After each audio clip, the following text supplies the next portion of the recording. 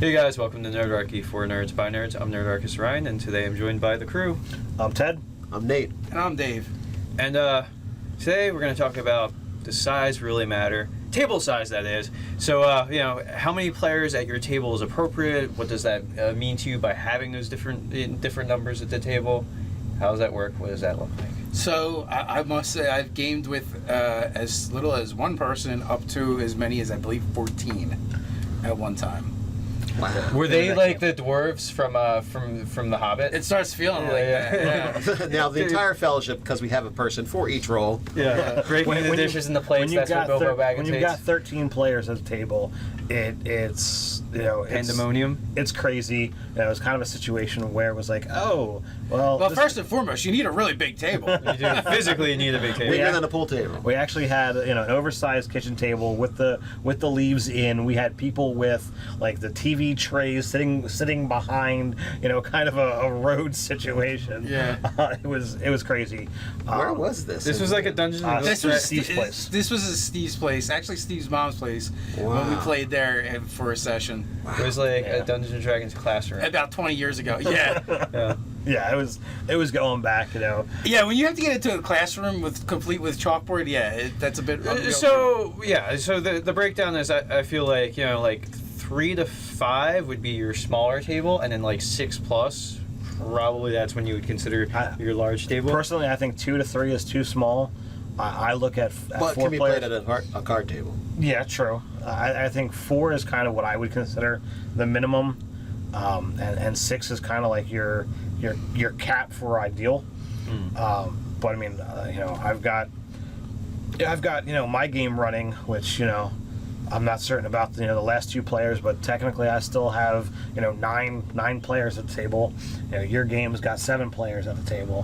One too many. So We're gonna have to vote them off like Survivor. Yeah. I personally I think the ideal number is 4 to 6. Yeah, 4 to 6. It is plus 4d6. plus for you guys that hate MMOs, right? If you have 4 players, right, you can fill all the roles, and then you have 2 you have 2 backup characters. Yeah, and for me, the sweet spot really is like 4 or 5. Like beyond 5, and it's even then 6 still feels a bit of a grind. Yeah. No, it's really funny. I'm Like all going the for 4 people to we 5. piss off with the MMO terms and stuff, and none of us actually even play them. Yeah. Nope. well, you did well for a little while, right? Like playing for free back in the day when they let you play. When playing for free was a big deal. Yeah, I played till 20th level. Okay. It's a few characters and that's it.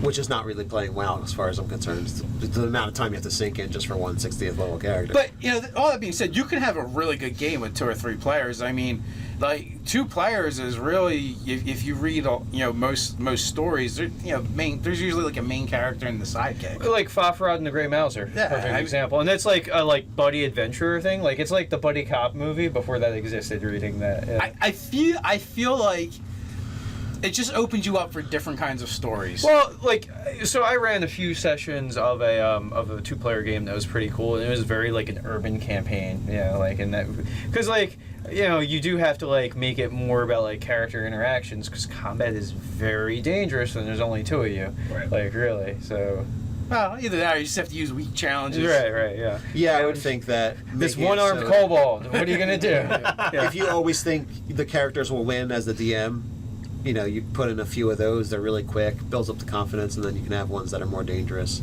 but sparingly dangerous.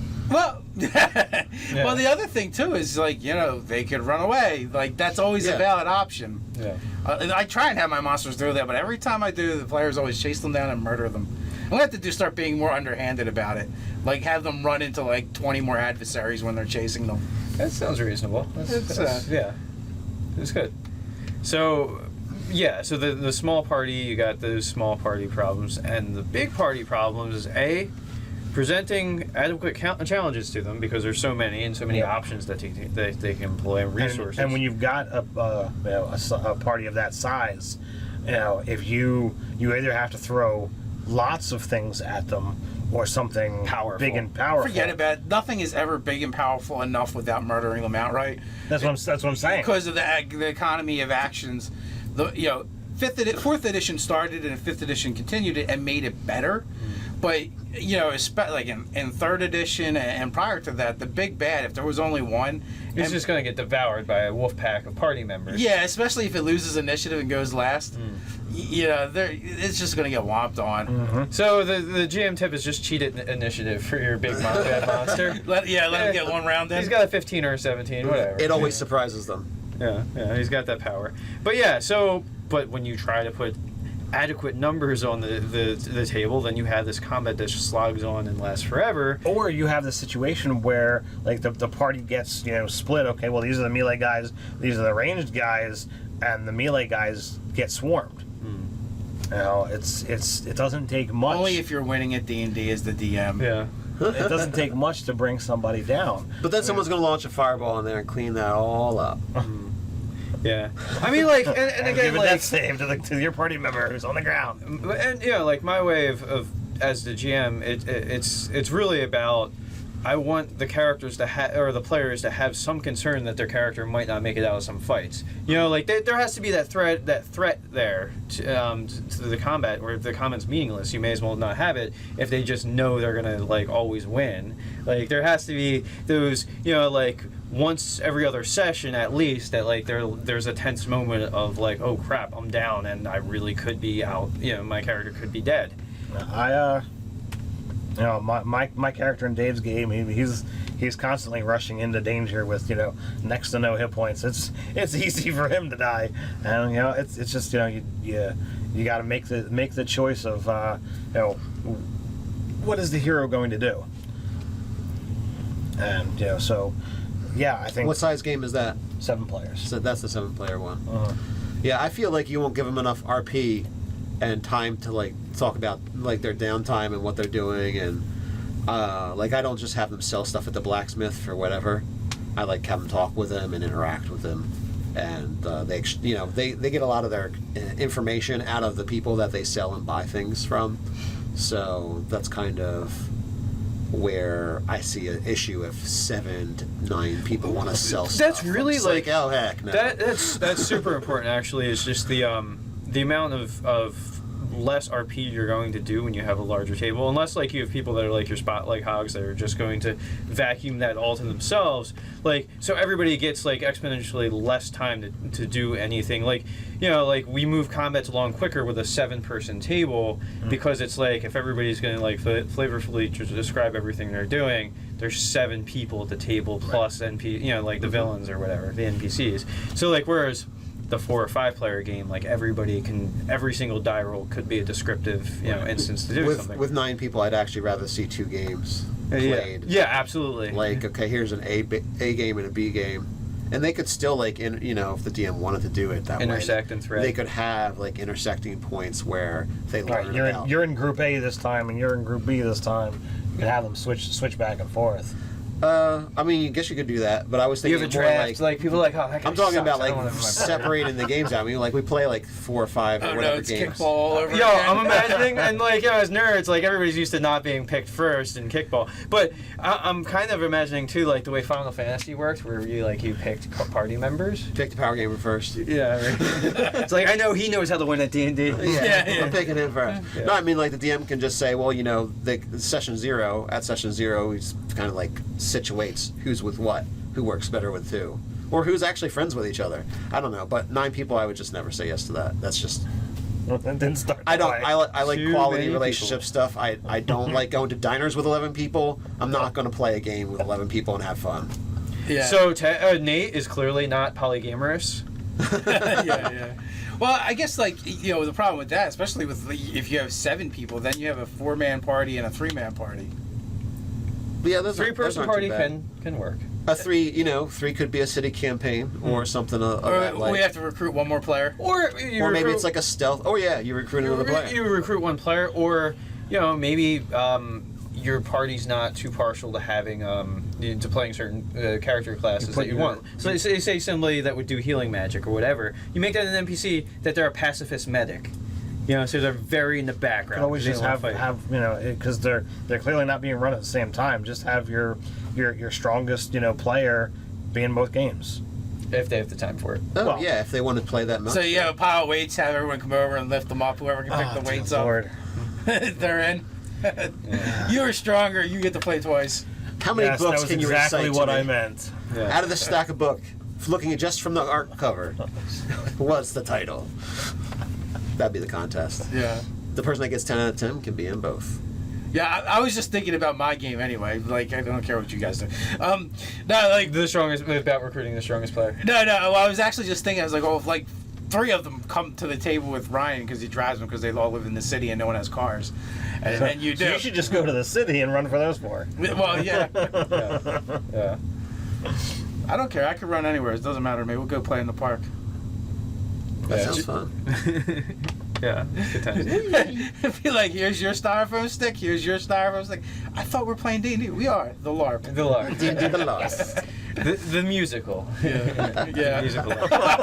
Musical in the park. Yeah. I don't know. I don't want to be hearing D&D in the sing. park sounds like a musical title to me. Yeah. It does. Yeah. So do we have anything else to say about table size?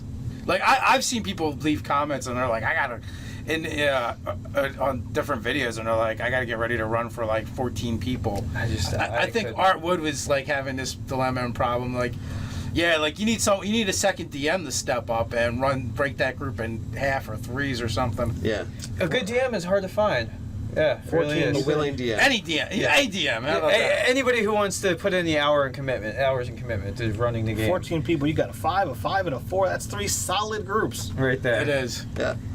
Oh, I mean, we're kind of having that problem where we actually have too many players for the first time in our lives. Like, Well, we've had that before. not to this success. Like, Well, I'm currently in 5 games, and I'm gaming with over 20 different people. Yes, that's a lot. you're such a gaming whore. Yeah. He's polyamorous. He is polygamorous. Yeah. But yeah, I'm only playing in a handful of games. I guess I'm playing in 4 games, and it's the same deal. It's like I did the count, and like I guess I went to do a post on Facebook about it, and I wanted to tag everybody I was gaming with, and I keep had to go edit the post And keep adding. because would keep forgetting people because there were so freaking many of them. Well, Oh, the bad problems to have. terrible. But people always ask, how do you find a gaming group? I can't find a gaming group, and really, what we've discovered is I don't know, go hang out with a lot of gamers, Right. Yeah. and that seems to pad your group, and you have to find them. Check your FLGS. Check online. Craigslist. Yeah, I don't think you're gonna find a gaming group on Craigslist. You That's may. not true, right? I did find. That's how we got Stefan. Yeah, that is true. I wanted to find a new group of people to game, and the finding game online resources back in the earlier 2000s, it wasn't as existent as it is now. Right. So. But and then of course we did an entire video on finding people to game with. But if you can't find local people, there's always the online community. So I guess for the sake of this video and being back on topic is the sweet spot's 4 to 6 for all of us. Like, Yes. For us personally, yeah. Yeah, we lean towards each of us have their own preference, like more or less. But yeah, you're going to be able to focus more on the story and individual characters and more role playing time. Under 4, you're going to have to shift your DMing style, and the story is going to change a little bit. But in some ways, it's probably better than 7. Where it's like not everyone's gonna I'd much rather. I would rather go under the count of 4 to 6 than over. And also too, like when you're talking about gaming groups, especially I think more so if you're playing in someone's home and not at like a public venue like a store or something, you're going to get a whole lot more of Side talk. Yeah, of the side talk and goofing off and dick jokes and the whole 9 yards. and that's going to, with each player you add to the table, that compounds the problem. I think that's also, because you get a higher chance of getting that type of person that's going to joke about that stuff all the time. Well, I have more people to interact and to keep the disruption going. Oh, yeah. If you only have 3 players, you can do a Mo Larry Curly slap and get them all at once. Yeah, he's 7 3 people, with 7 players, you actually have to run around the table. It'd be like duck, duck, goose. Yeah. No, they're all bombs, but yeah. So I don't know. What experiences have you guys had with table size, number of players? How do you guys work it out? Let us know in the comments below. While you're at it, like, share, and subscribe. You can go check out Nerdarchy, the store, and get some sweet Nerdarchy swag. Or you can tweet us at Nerdarchy. You can also check out the articles over on nerdarchy.com. So until next time, Stay nerdy.